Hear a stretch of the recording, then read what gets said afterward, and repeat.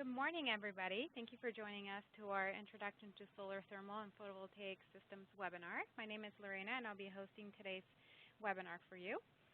Before we get started, we always like to start with a safety moment. And as you know, safety is a core value of PGE, and we want to remind you to be safe around electricity, especially after learning today on solar systems. As you consider installing or retrofitting your equipment, please keep safety in mind. We also encourage that for your family and staff and employees to prepare an outage kit and visit our website for more information around safety. We also want to thank our co-sponsors, Energy Trust of Oregon and Northwest Energy Efficiency Alliance. Thanks to their support of co-sponsoring this series of free energy efficiency trainings, we are also able to open up and have other utility members join us as well. So welcome today. Before I introduce the instructor, I wanted to talk to you about a few tools we'll be using today. You'll notice you'll have a chat window where you can chat questions back and forth to me, and then we'll have time dedicated at the end to ask Bruce, our instructor, at the end. Or also, if you're having any issues with our webinar today, please go ahead and submit those through chat. On the top left corner of your screen, you'll see these annotating tools right underneath the Quick Start window. And the instructor is going to have you interact today. Again, we want to make this informative but also engaging for you, and he'll be asking you some questions to get to know you as well. Feel free to use these tools, the arrow, the pointer, the highlighters, and again, the instructor will direct you to use those, but they are located on the top left corner of your screen under the Quick Start window. Let me go ahead and get started with Bruce. Bruce is our solar expert here at Portland General Electric. He's a professional engineer and is also a member of American Solar Energy Society and is on the board of Solar Oregon. He also is a proud homeowner since 2006 of solar PV, and then also an electric vehicle owner since 2001. So he has expertise around these topics, and we asked him to join us today to present to you on solar. So Bruce, we'll go ahead and turn it over to you. Okay, good morning. Thank you for being here for the introduction to solar, thermal, and photovoltaic systems. We're going to talk about both harvesting solar thermal energy and solar electric energy from the sun today.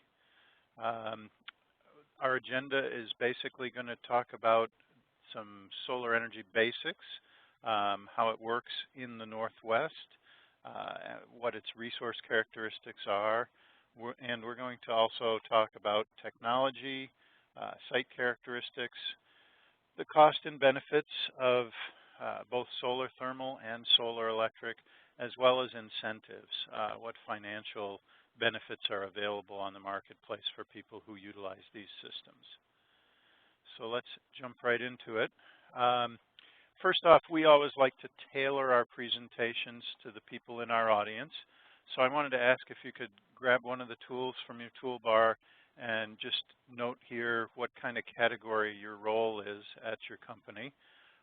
Facility manager, sustainability role, energy role, if you're a maintenance kind of person, or if you're looking at this from a financial end, or maybe you could just tell us what role you are if none of those fit conveniently. Thank you very much.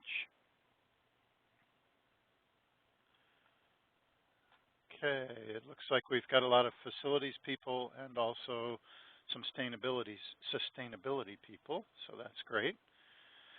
Let me get started by saying that solar energy is one of the few really viable solutions that could potentially solve all of humanity's energy needs.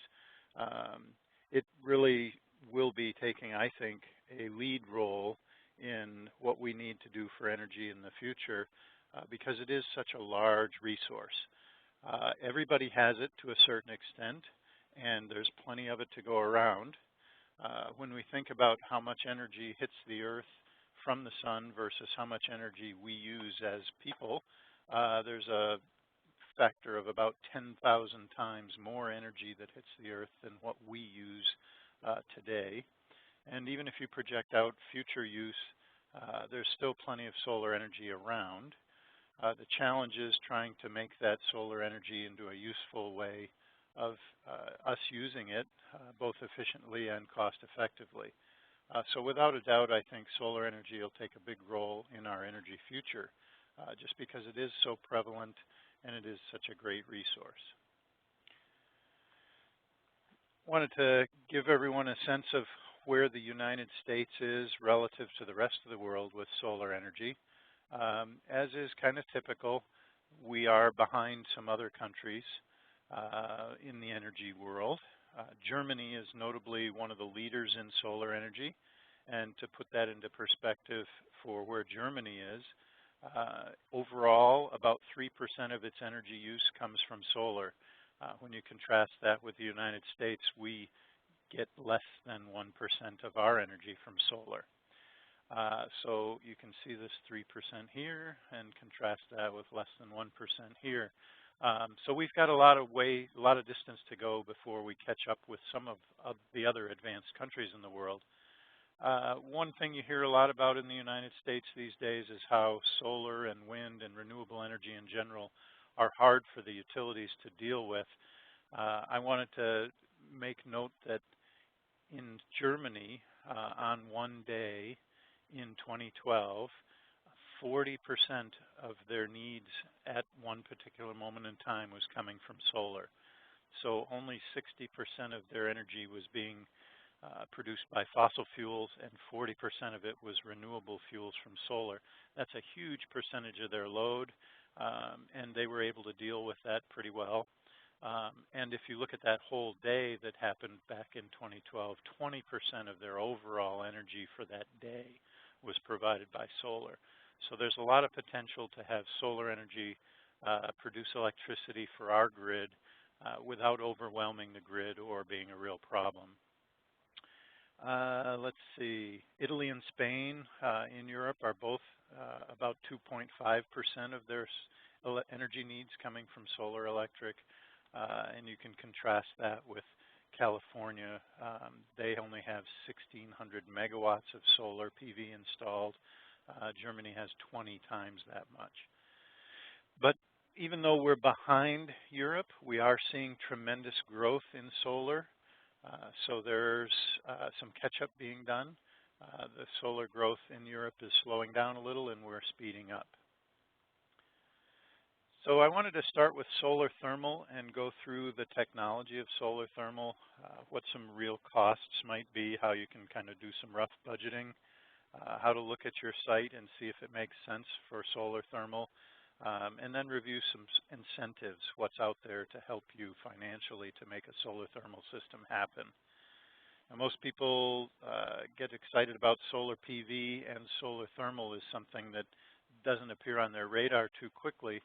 I wanted to start with solar thermal because it is, frankly, a great opportunity. Solar thermal, when you think about that, a lot of people, older folks, think about all the problems that they've heard about. Back in the 70s when Jimmy Carter was president, there were a lot of incentives out there and a lot of people put in solar thermal systems, and frankly, they didn't work that well. I would draw a parallel between cars of today versus cars of the 70s. There are lots and lots of differences. Cars of today are much, much better, quieter, faster, more efficient, more technology, more controls, lower maintenance costs. So solar thermal is all of that and more. Modern systems, they last a long time. They don't need a lot of maintenance. Efficiencies, the materials used in modern systems are now very good. So efficiencies of new systems are much better than they used to be. And probably one of the biggest things that's great about solar thermal today compared to back in the 70s is that they have modern controls that use electronics a lot less motors and gears and things like that. So the bottom line is solar thermal right now is a great technology. It's very robust, lasts a long time, and ultimately has great payback. We're going to go into what makes a good application for solar thermal a little later. And the bottom line is impacted by incentives as well. There's state and federal tax incentives. Here in Oregon, we have the Oregon energy trust, which helps, as well as other state incentives and utility incentives too. So solar thermal is a great technology. I want to encourage everybody to look at solar thermal as well as solar PV. So solar thermals, one of the nice things about solar thermal that makes it work well in the Northwest is it is very efficient. So of the energy that hits a solar thermal panel, somewhere in the range of 50% of that energy is captured and put into the water to be used by your building. So it's much more efficient than solar PV, for example, which typically you might say is 15% efficient. Solar thermals can be 50% efficient. To put that into perspective, an average household in Oregon, you can reduce your bill by 50% for hot water heating, of course, if you implement a solar thermal system. So you can knock half of your heating costs off and use solar renewable energy to heat your hot water for an average residential home pretty easily. Wanted to see of the people who are out there in the audience how important hot water energy costs are to your company's financial bottom line. So if you could take your tool and just kind of let us know if hot water is something that you're interested in looking at renewable energy for. Now here, I'd encourage you to think, even if you just have a couple lavatories, maybe putting some hot water solar thermal panels up above the roof above those lavatories, you could cut your hot water use by 50%. Lavatories in a daytime environment, office environment or production environment, they work great because you're using the hot water when the sun is out there. So even if it's just for a lavatory, it might make sense to put a small solar thermal system in. Okay, looks like we've got a pretty good spread of yes, it's important, to no, it's not really important. Wanted to show you this solar water heater performance chart because it puts into perspective how good a resource we have and what you can expect to get out of solar thermal here in the Northwest. So you'll see Salem, Oregon on the left in green, in the range of 2,250 kilowatt hours per year savings. If you contrast that to some of the better numbers like Los Angeles and Reno, you'll see they're above at, say, 3,100 kilowatt hours. The difference there is only maybe 17, 18%. So what I'd like you to remember here is that even in Salem, you can save a lot of energy, 2,200 kilowatt hours per year with solar thermal. Now this is, of course, residential scale, but the scaling is the same. The other thing to keep in mind here is that in LA, they can make sense of this by saving with high energy costs. We can save with low energy costs even in Salem.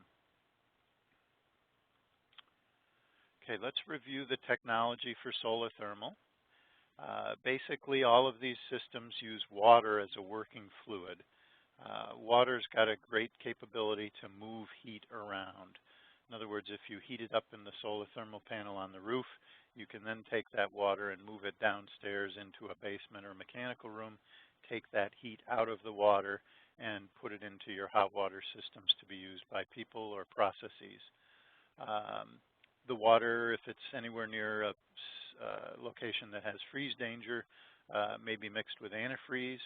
Even if there is no freeze danger, though, a lot of people will use water treatment to make the corrosion impact less. So you may want to put in some water treatment even if it's not for freeze protection. Most of these systems, particularly for a commercial system, will incorporate pumps. You'll have temperature sensors and controls to control where the water goes and when it goes there.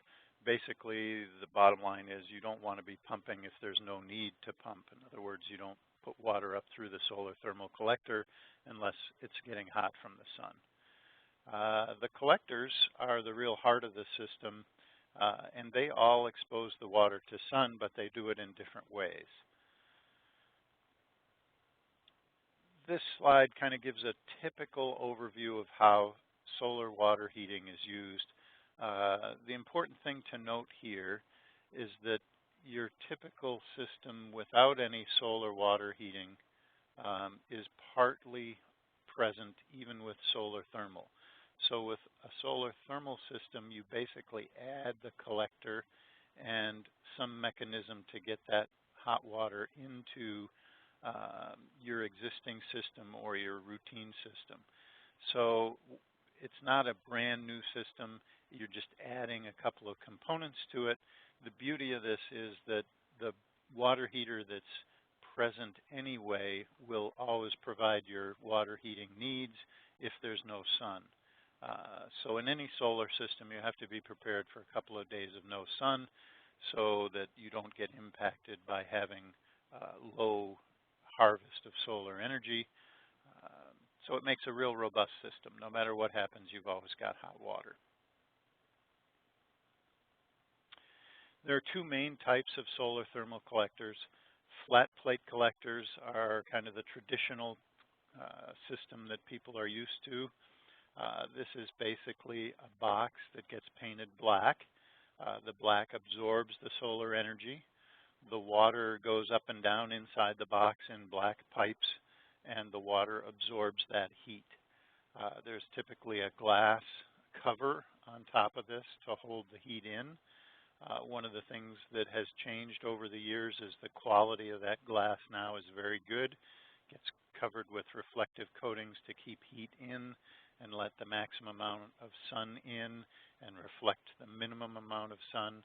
So the technology used in these things, even though it looks like old technology, they're very good materials technology within them. So flat plate collectors, typically less expensive than most other collector types, a little less efficient than some of the more expensive types. As usual, you get what you pay for when it comes to efficiency. This is an example here of evacuated tube collectors. These are basically the same fundamental concept as flat plate collectors. You've got a black surface and the sun hits the black surface and heats up the water that's inside. However, evacuated tubes use some different features to try and capture more of that energy. So an evacuated tube collector, the pipes are black, but they're inside an outer clear glass pipe. And that pipe has a vacuum pulled inside the pipe so that as the sun's energy hits that black pipe, the heat can't be radiated back out as well through the vacuum. So more heat stays inside the pipe. The beauty of that is a lot like a thermos. A thermos bottle has a vacuum in it to keep the heat inside the thermos. The evacuated tube collector has a vacuum inside it to keep the heat inside the pipe. These are, as I've said, a little more expensive than flat plate collectors, but they are also more efficient. So let's talk about site evaluation. There will be some similarities between solar thermal and solar PV in terms of what's a good site. But in terms of solar thermal, there are some characteristics you have to look at besides just what the sun is like. You have to look at your load. So if you have a big hot water need, that makes for a great solar thermal site. Daytime loads work better than nighttime loads because with a daytime load, you don't need as much storage for that heat. That's not to say that somebody who uses a lot of hot water at night can't do solar thermal, because you can. You just put in a big storage tank and it'll work out fine. But it's a little more cost effective if you have daytime loads. Industrial users of hot water, big hot water loads like hotels and motels that are doing a lot of laundry, a commercial laundry, a brewery that pulls a lot of hot water in for cleaning and for batch processing, dairies working with cleaning, food processors working with a big cleaning load. Things like that are great opportunities for solar thermal. And then, of course, solar exposure. You have to have some areas of the roof typically that are not going to be shaded and have good southern exposure. And lastly, you need to consider the weight of the panels and the weight of the water that's going to be in them, and think about what your roof loading capacity is before you throw those panels up. So a typical solar thermal project is going to have a structural engineer on the team to look at that and make sure that the roof is capable of supporting the weight. So some of the benefits of solar thermal, as I indicated, you can make it work for small loads like just a single laboratory or big loads like a big brewery. It's very easy to scale these systems. All you have to do is upsize your piping, add some panels. The controls stay pretty much the same. You add some storage tanks if you need it, and you can make a system that's very big or very large, and it's pretty linearly scalable. But I wanted to give you a perspective. A typical residential use will use 1 or 2 panels. Commercial applications will add more, of course. A typical household system, somewhere in the range of $5,000 to $8,000 cost. That's before incentives. So these systems aren't inexpensive. If you were to compare that $5,000 to adding just an electric hot water heater, it's of course a lot more money, but you don't have any fuel cost, which is one of the big benefits, of course. Now, incentives are available for solar thermal. This list deals with commercial incentives. So one thing to keep in mind is that the incentive picture is dependent upon what your existing fuel source is. If you're switching from electricity to solar thermal, the incentives are different than if you're switching from gas to solar thermal. So you need to work with your contractor. That's typically the best resource to understand the solar thermal incentive picture. These incentives change frequently, so I'd encourage you to work with your contractor to get the existing situation and understand all of the incentives. They tend to be pretty complicated. Here in Oregon, if you're a Northwest Natural or PGE or PacifiCorp customer, the Energy Trust of Oregon has an incentive. They cap their incentive for solar thermal at $1,200, but typically it's in the range of 10 to 15% of the total for the Energy Trust incentive. There's a federal tax credit available for solar thermal, 30%. I'll mention and emphasize that that's 30% of eligible costs. Now, you have to recognize that the example $1,200 for Energy Trust is reducing your cost. The federal government considers that a grant that reduces your cost. So you don't get the 30% of that total cost, you get the 30% of the total cost minus the $1,200. So be aware of that. Additionally, you should talk to your accountant about the value of the MACRS, as it's called, which is the Modified Accelerated Cost Recovery System. By using advanced accelerated cost recovery on your taxes for this investment, you can get more value out of your dollars. There is property tax abatement, so you can get some special property tax treatment that has a value to you. And your accountant can help you develop a spreadsheet that informs you about what the true costs are after all these benefits. Some states offer residential tax credits, so if you're considering this for residential, you need to be aware of that. Again, work with your contractor and they'll be able to help you a lot. Okay, let's move on to solar electric. Solar PV or photovoltaic is a technology that's been around quite a while, and it's pretty fun and exciting, and a lot of people enjoy seeing PV panels up on your roof. It makes a good statement if you're a commercial customer. It makes a good statement to your customers that you are enjoying renewable energy and you're looking forward to being a producer or a vendor that is environmentally friendly, shall we say. Wanted to give you some terminology. These terms, as you work with a contractor or think about PV, you'll run into these terms a lot, and I wanted to review what those names and words mean to you. So let's just go through this paragraph. A solar array is what you see on the roof. That would be all the panels. So the panels add up to an array. The panels are wired together to produce a string of panels, and then multiple strings are wired together through a combiner box, and then the output of the combiner box containing all of the power from all of the panels goes to an inverter. The inverter is what takes the direct current from the panels and creates the alternating current that's suitable to go into your power system and match up with the utility's voltage and frequency. You'll also hear a lot about panels, and I wanted to give you an overview of the technology involved with panels. The bottom line is that there are three basic types of panels. There's monocrystalline, polycrystalline, and what most people call thin film.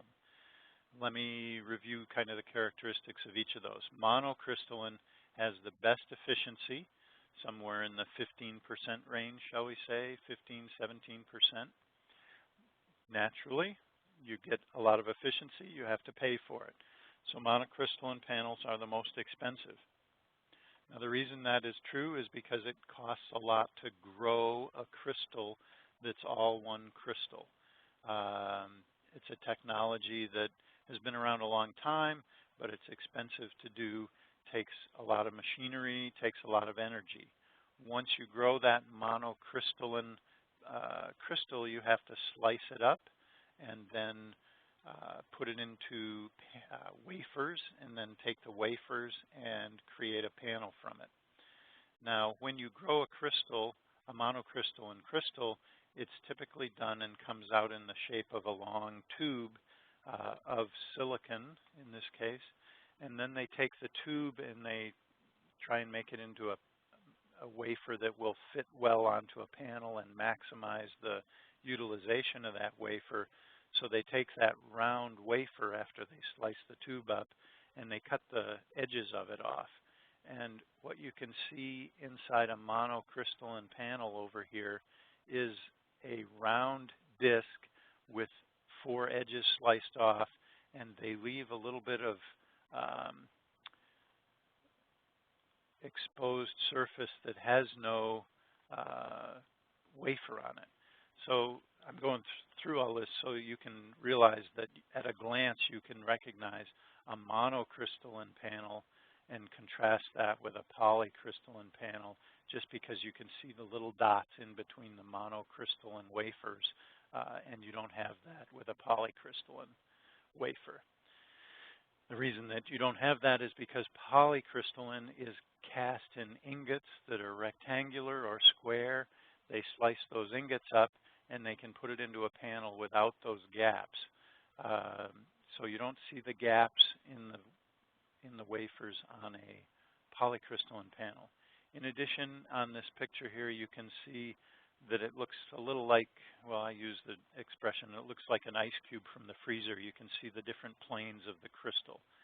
So if you look closely at a wafer, you can easily tell that it's a polycrystalline wafer if you see the grains of the panel. Okay, so polycrystalline is less expensive because you don't have to grow the crystal. You just melt the silicon and cast it. Its efficiency is good, but it's not as good as the monocrystalline. Efficiencies for polycrystalline, 13, 15%, somewhere in there, mid-teens. The last type of panel is a thin film panel. The efficiency is about half polycrystalline, so 8, 9% efficiency. They are lightweight. They're produced by just printing the silicon onto a substrate. Oftentimes thin film panels will be flexible and just rolled out on top of a roof. The times that you might consider thin film panels would be if you're not constrained by size. So for example, if you have a warehouse that has a huge roof, the roof is all good for solar, you may say, well, I'll get the same output if I use twice as much thin film, and it'll be less expensive to put on the roof. So those are the kinds of situations you might want to do thin film. The kinds of situations you might want to do monocrystalline is if you're constrained for roof space. You've got a small office with just a small south-facing roof, but you want to get the most energy you can out of that roof, you'd want to use monocrystalline for that application. As you look at panel types and panel manufacturers and panel sizes, you'll see that all the panels are rated in watts, watts of capacity. Now these ratings are done at what we call standard test conditions, or STC, and that gives everybody a common test protocol, so you can make comparisons from panel to panel by looking at their watt rating. Now I should say that the watt rating is good for comparison, but it really doesn't tell you what you will get out of your panel. So it's a little like EPA ratings for car mileage. Your results will vary, as they say. So standard test conditions are basically full output of the panel under full sun. So if you were to put a panel up in Oregon, you could expect that STC rating output only for an hour or two in the summertime during full sun at noontime. The rest of the time, those panels would produce less power. So you have to recognize that the rating is just a comparison tool. It doesn't really have much to do with how much power you're going to get out of those panels once they get up on your roof. Wanted to talk a little bit about inverters. Inverters are available in a full size range, so you can go just from a few watts all the way up to utility scale output in the megawatt size. Usually you will have one array of panels on your roof and one inverter associated with it. We don't really get into multiple inverters unless you have really large arrays. That said, sometimes microinverters will be used, so this is a term I wanted to mention.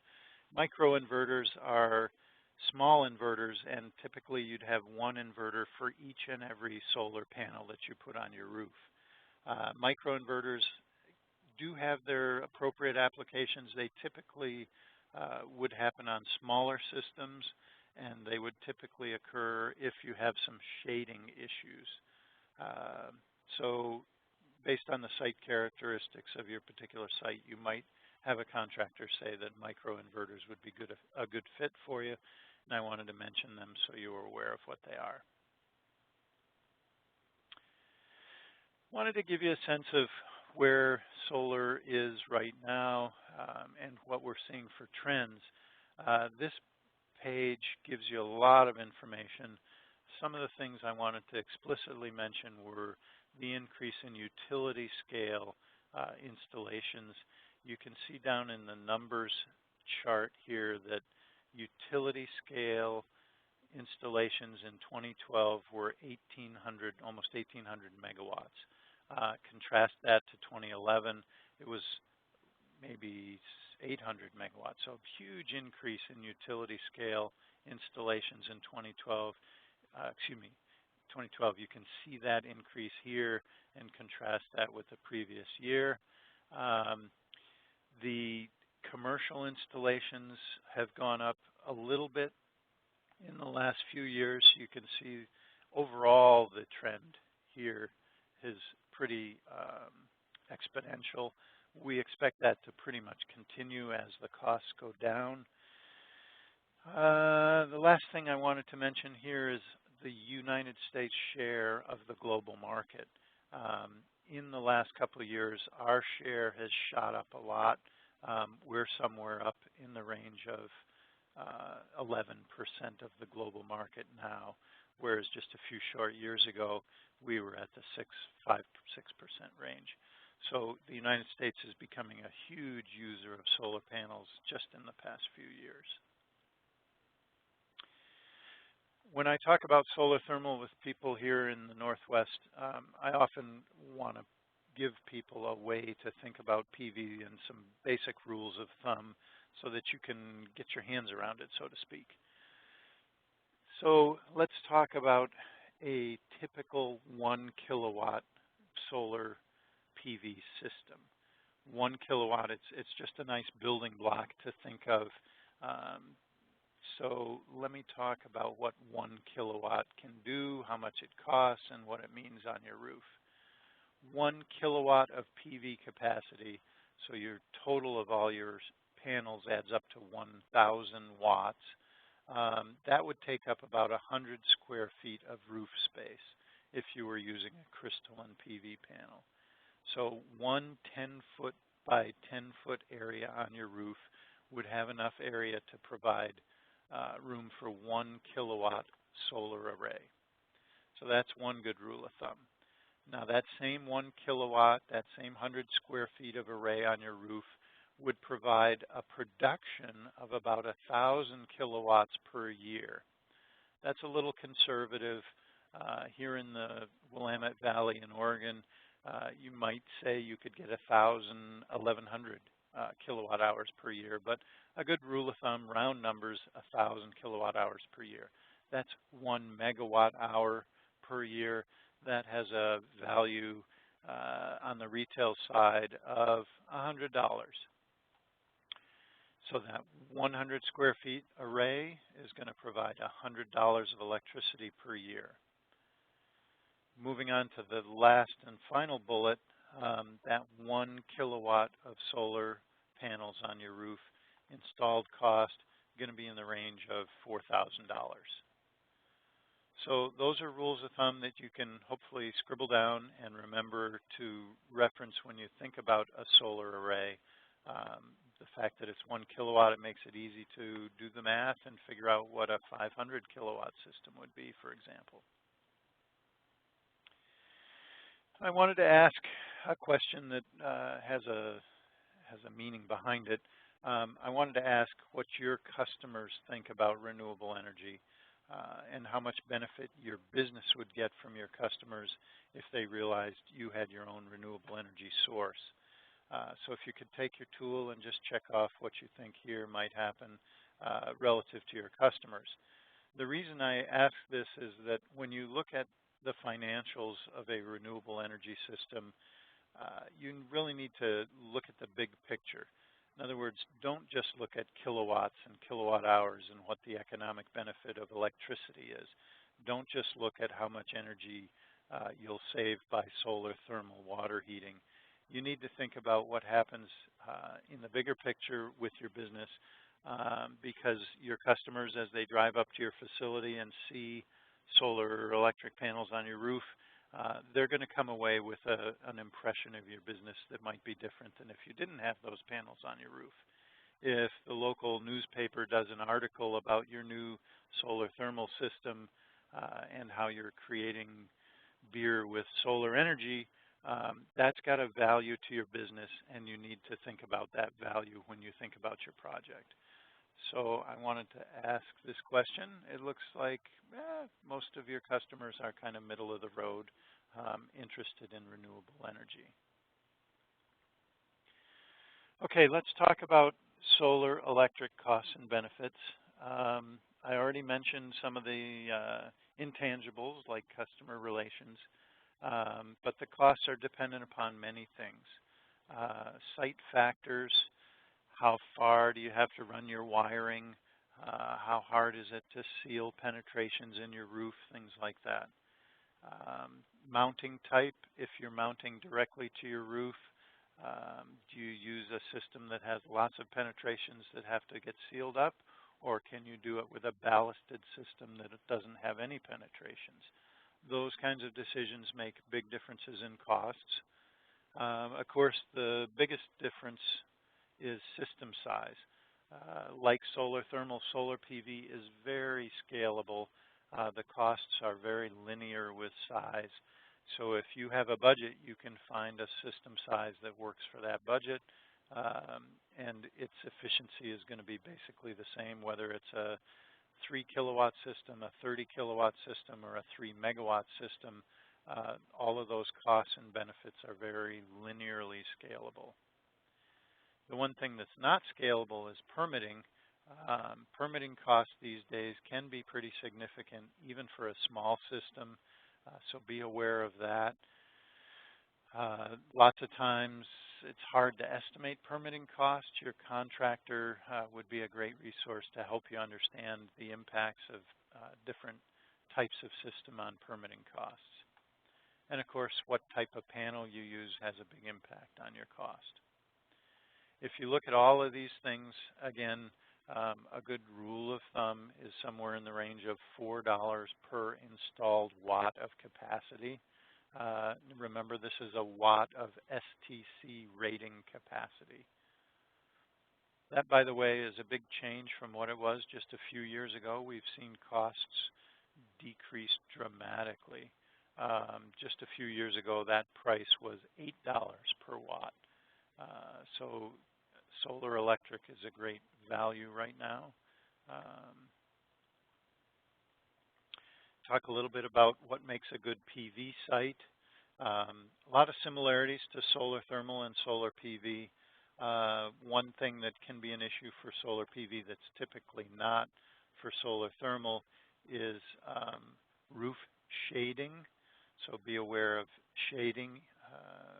If you have even something such as a flagpole that might cast a shadow on a PV system, it can have some pretty big impacts.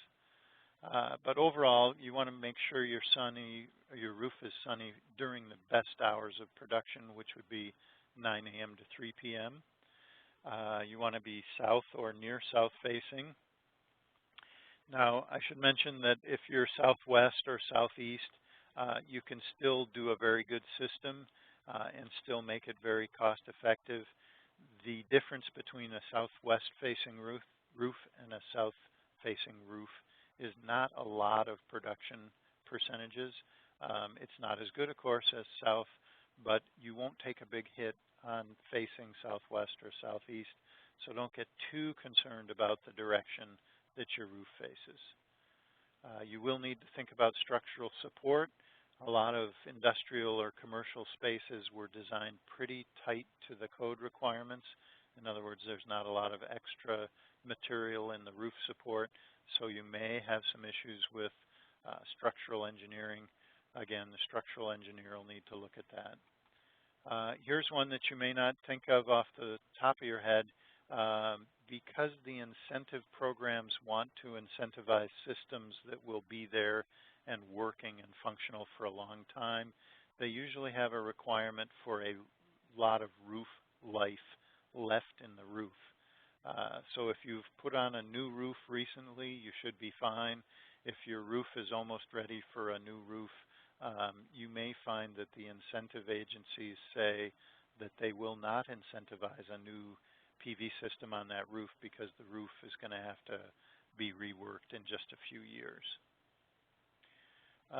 Let's see, space for the array, of course, and here's the one thing that you need to think about is how you get your wiring from the array to the inverter and from the inverter to your power system. So if your electrical room is way over in one corner of the plant and you want to put your solar PV system way over on the other corner of the plant, that can add some costs for conduit and conductor sizing to get between the two spots. So think about how you're going to get your wiring to your source. You should make sure that the interconnection of your system between your system and your utility is all approved by the utility. And you should think about the business arrangement that you'll have with your utility and do that all up front so that you're understanding of all the implications of the business arrangement and what that interconnection is going to require for equipment and for protection. So work closely with your utility as you move forward with these projects and get it done ahead of time so you're aware of all the intricacies. Typically these days, the utility is going to be pretty easy to deal with, but they do have policies and procedures you'll have to follow.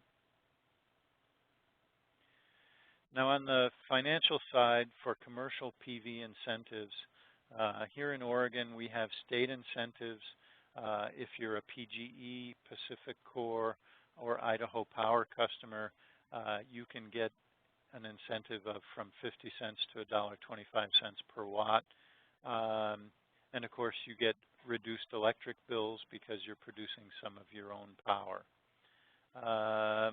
There's There's another program available on the state level in the state of Oregon, which is called a feed-in tariff, or PGE's name for it is solar payment option. This is a little different than what you would get with the Energy Trust incentive. The Energy Trust incentive is used for net metering sites.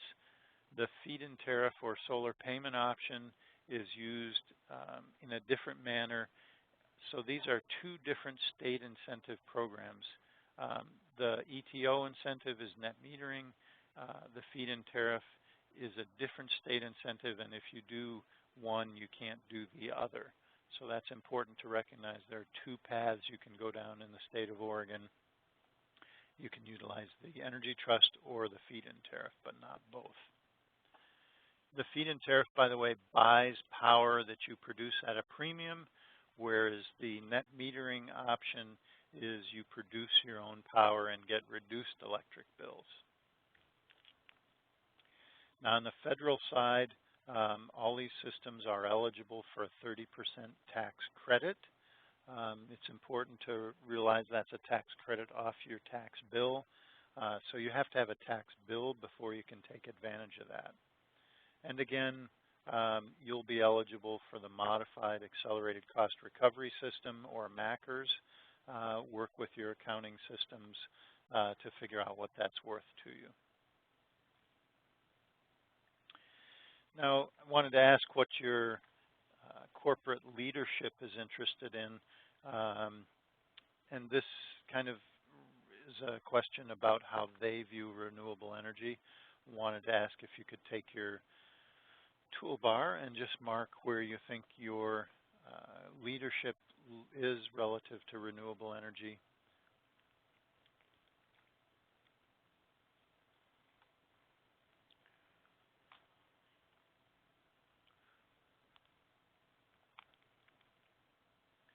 Okay, it looks like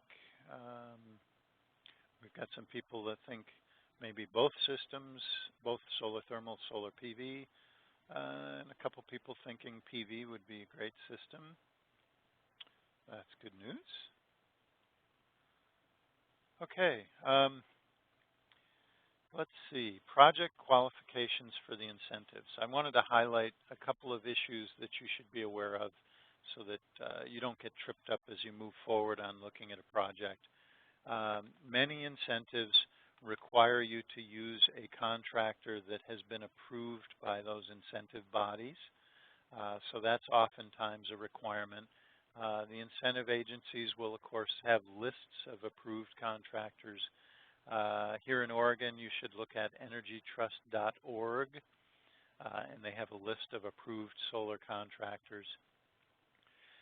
That generally is a good thing for you as a consumer because that approval process vets the contractors to make sure you get a good contractor. For an incentive, you have to have a good site. In other words, not too many shadows. You must have a good roof, as I've mentioned. And this one is important, this last one here. Typically, you must pre-qualify the project. And what that means is you can't sign on the dotted line and start construction until after the incentive agency has looked at the project and said, yes, they'll give you the incentive. The ultimate reason there is the incentive is designed to make your project happen rather than to just give you extra money for something that you would do anyway. So they want to see that you wouldn't do it unless you get the incentive, so they want to pre-approve it. So be careful of that. Don't sign your contract and have the contractor start the installation until the incentive agency has seen the project and blessed it and made a commitment to you to give you that incentive. Okay, wanted to give you some links and other helpful resources where you can look for some more information. This first one here, homepower.com. Home Power is actually a magazine produced in Ashland, Oregon, but they've got a great website. And the thing that I would recommend here for you is they have a great, what I call a primer on solar thermal as well as solar electric. You can go into their website and take a look at their primer and learn a lot about how the technology is constructed, how projects come together, how they work, what the controls look like. It's just a great resource for you. This magazine is largely dedicated to homeowner size systems, but the principles and the materials are all the same, so it's a great resource for you even on a commercial application. The Energy Trust website, I've mentioned this, energytrust.org. They've got a great overall site. It gives you a lot of the benefits of solar. You can actually go in and see some pro forma spreadsheets with economics involved, so you can see the costs and financial benefits of these types of systems. They detail well how their incentives work, what you need to do to get the incentives. They also have some educational information about how the technology works. And lastly, I'd be remiss if I didn't mention portlandgeneral.com. Our website is a great place to look for information about solar. And in particular, we have all the interconnection information for interconnecting to PGE. Your utility, if you're not a PGE customer, will have a similar website with, I'm sure, the same kind of information about how to interconnect to their grid. So, wanted to just kind of review what your next steps might be if you're interested in proceeding with solar thermal or solar PV. The first thing to do is to think about your location and just sit back and do a high-level feasibility study. Are you facing south or southeast or southwest? Do you have an area that's pretty sunny and doesn't have a lot of shading? Do you have a nearby solar thermal load or an electrical connection point you can use? If you start to think back and look at your site and say, hey, it looks pretty good, then the next step would be to call a solar contractor. Like any contractor, I think solar contractors are generally happy to come out and talk with potential customers, do a site assessment, gives you some financial analysis, and help you kind of scope out what these projects might look like for your business. And then once you find a solar contractor that has developed a good project plan for you, all you have to do is move forward. So really it's pretty easy. The contractors have the capabilities of being a general contractor for you, so they can hire all of the subcontractors and all of the engineering. And you can pretty much trust your solar contractor. If it's an approved contractor, they'll do a good job for you. So it's really easy for you to proceed, and I hope that you go forward and take a hard look at doing a project. So it's that easy. Thank you very much for participating in this webinar, and we hope to see you again. I'm going to let Lorena close out here, so I'll transfer control back to her.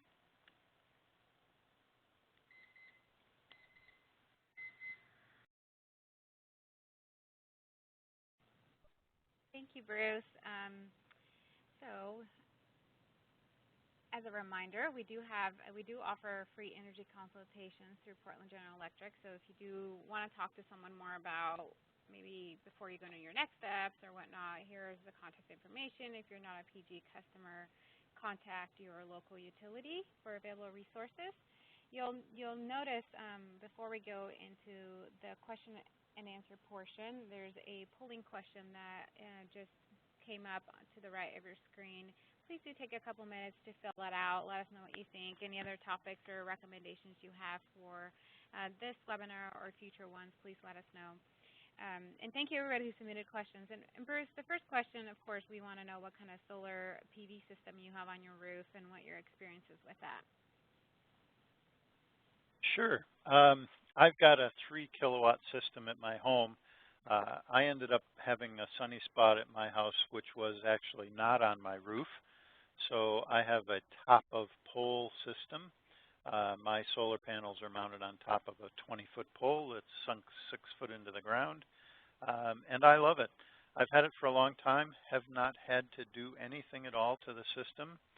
I'm not too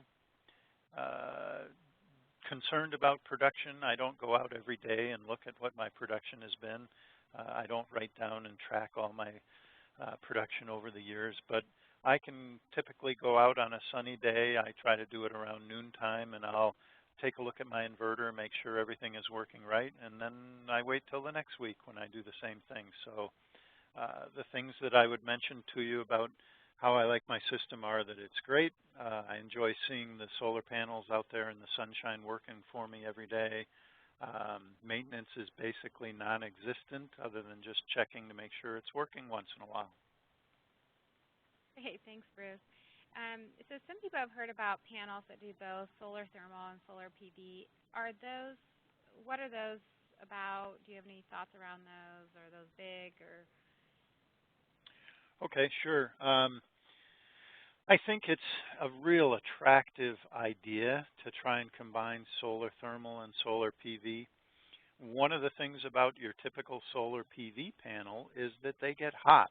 If you think about what's happening, the sunshine is coming down and hitting those typically blue or dark colored panels, and the panels are trying to absorb as much of that solar energy as they can and create electricity.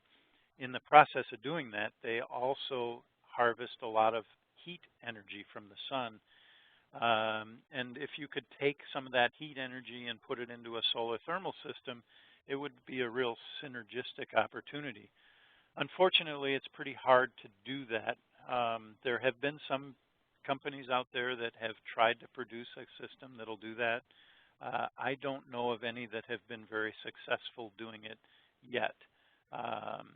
So by all means, keep your eyes open and see what develops. I think sooner or later somebody will find a way to do that, but I haven't seen any that really work well.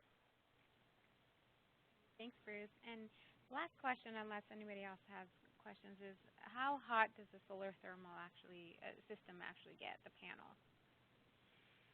Okay, good question.